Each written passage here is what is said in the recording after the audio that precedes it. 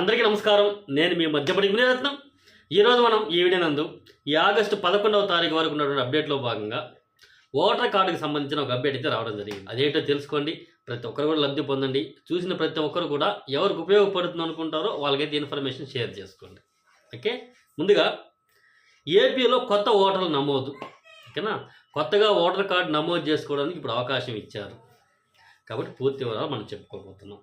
Okay, దాంతోపాటు పాత voter card అంటే ఇప్పటికే ఉన్నటువంటి ఓటర్ కార్డులో ఏదైనా సవరణలు చేసుకోవాలన్నా, అంటే అడ్రస్ కరెక్షన్లు కానీ లేదా మార్పులు చేర్పులు కానీ లేదా ఒక చోట నెంబర్తో ట్రాన్స్ఫర్స్ కానీ ఏ విధమైన గతంలో ఉన్న పాత కార్డు దాంట్లో ఏదైనా సవరణలు ఏదైనా ఉన్నా కూడా చేసుకునే అవకాశం కూడా ఇప్పుడు కల్పించింది.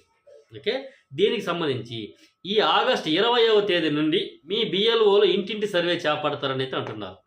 ఓకే, బిఎల్ఓలు అంటే ఎవరు తెలుసు కదా, బూత్ లెవెల్ ఆఫీసర్, వాళ్ళని బిఎల్ఓలు అంటారు. వాళ్ళ యొక్క విధులు ఏంటంటే ఒక్కొక్క బిఎల్ఓకి ఈ డోర్ నెంబర్ నుంచి ఈ డోర్ నెంబర్ ఉన్న ఓటర్ లిస్ట్ మొత్తం కూడా ఒకరికి ఇచ్చేసి, అంటే ఒక పార్ట్ నెంబర్ అంటే ఒక బూత్ నెంబర్ వాళ్ళకి ఇచ్చేసి ఈ బూత్ వైజ్లో ఉన్నటువంటి ఓటర్లు ఎవరైతే ఉన్నారో ఆ పరిధిలో ఉన్నటువంటి ప్రజలు ఎవరైతే ఉన్నారో వాళ్ళకి ఓటర్ కార్డులపై ఉన్న సమస్యలను తీర్చడానికి బిఎల్ఓలను అపాయింట్ చేస్తారు.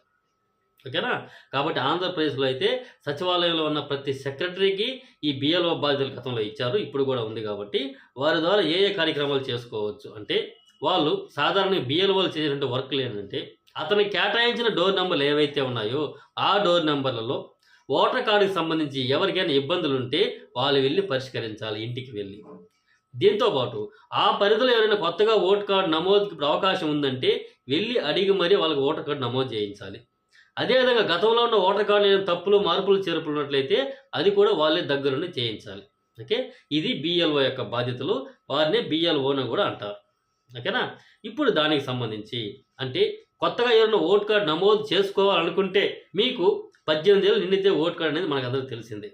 ఓకే, దానికి కూడా నెక్స్ట్ జనవరి అంటే ఇప్పుడు ఆగస్టు జరుగుతుంది, నెక్స్ట్ జనవరి 1వ తేదీ నాటికి వాళ్ళకి 18 సంవత్సరాలు నిండుతుంది అని ఎవరికైతే డేట్స్ చెక్ చేసుకుంటారో వాళ్ళు ఇప్పుడు ఓటర్ కార్డుకి నమోదు చేసుకోవచ్చు. కాబట్టి అలాంటి వారిని ఎవరైతే ఉన్నారో వాళ్ళు గుర్తించి మీ బిఎల్ఓలు మీకు ఓటు నమోదు చేసే అవకాశం ఉందని అయితే అంటున్నారు. కాబట్టి మీ బిఎల్ఓలు ఇంటింటి సర్వే చేపడతామని అయితే అంటున్నారు. కాబట్టి వాళ్ళకి తగిన డాక్యుమెంట్స్ ఇచ్చి మీరు ఓటర్ కార్డుకి అప్లై చేయించుకోండి. నెక్స్ట్ అదేవిధంగా ఓటర్ కార్డులో మార్పులు చేర్పులు ఏమైనా ఉన్నా కూడా వారి దగ్గర చేయించుకోండి. ఓకే, ఈ ప్రక్రియ మొత్తం కూడా ఈ అక్టోబర్ 18వ తేదీ నాటికి ఈ ప్రక్రియ మొత్తం పూర్తి అయిపోవాలి. అంటే ఓటర్ కార్డు నమోదు కానీ లేదా ఓటర్ కార్డులో మార్పులు చేర్పులు ఇవన్నీ ఉంటాయి కదా, ఇవన్నీ కూడా అక్టోబర్ 18వ తేదీ నాటికి కంప్లీట్ అయిపోవాలి. అయిన తర్వాత అదే నెలలో అక్టోబర్ 29వ తేదీన ముసాయిదా జాబితా అంటారు, అంటే ప్రాథమిక జాబితా అనేది ఒకటి విడుదల చేస్తారు. ఓకేనా, నెక్స్ట్ నవంబర్ 28వ తేదీ వరకు ఆ ముసాయిదా జాబితా ఏదైతే విడుదల చేశారో ఓటర్ లిస్టు, ఆ ఓటర్ లిస్టులో ఏమైనా అభ్యంతరాలు ఉంటే ఎవరైనా మీరు ఫిర్యాదు చేసుకోవచ్చు. ఓకే, ఫిర్యాదు చేసుకుని అభ్యంతరాలు కూడా స్వీకరించి దాన్ని రెక్టిఫై చేస్తారు.